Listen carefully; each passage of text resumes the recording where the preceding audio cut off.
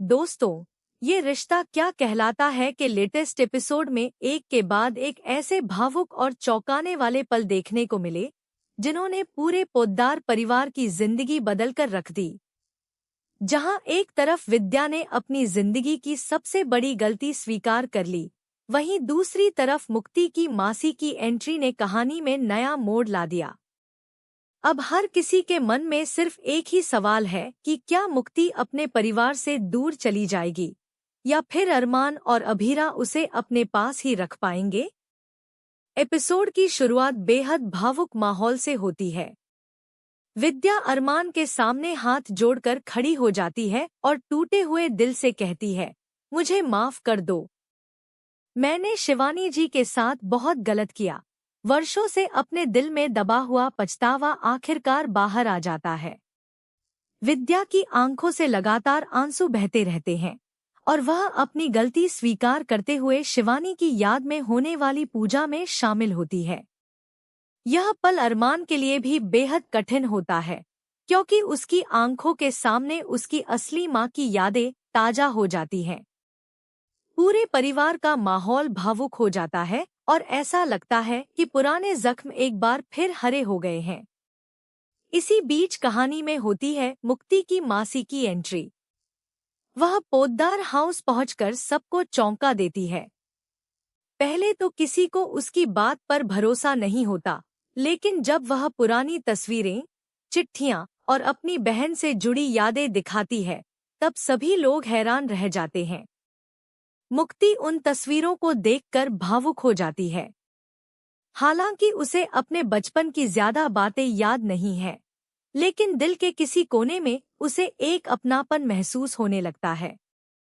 अभीरा को यह सब देखकर बेचैनी होने लगती है। वह सीधे सवाल करती है, अगर आप सच में मुक्ति की मासी हैं, तो इतने सालों तक कहाँ थीं?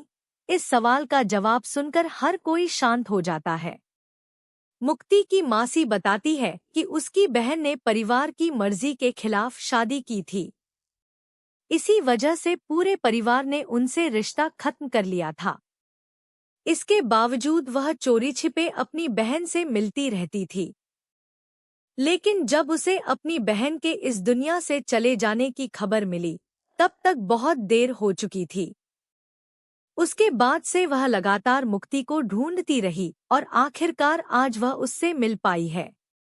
यह सब सुनने के बाद अरमान का दिल पिघल जाता है।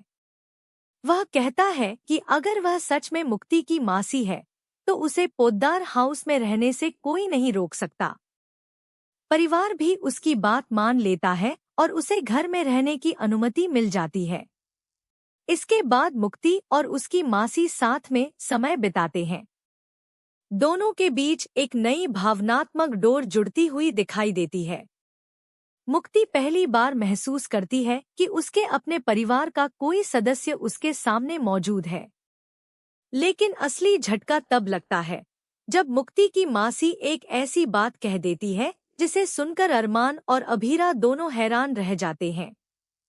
वह साफ शब्दों में कहती है कि अब वह मुक्ति को हमेशा के लिए अपने साथ ले जाना चाहती है। यह सुनते ही पूरे घर का माहौल बदल जाता है। अभीरा के चेहरे पर चिंता साफ दिखाई देती है, जबकि अरमान भी गहरी सोच में पड़ जाता है। आखिर मुक्ति का भविष्य क्या होगा? क्या वह अपनी मासी के साथ जाएगी या पोद्दार परिवार के साथ ही रहेगी?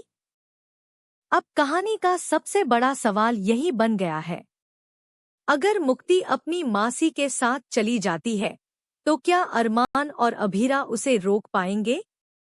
क्या परिवार इस फैसले को आसानी से स्वीकार कर लेगा?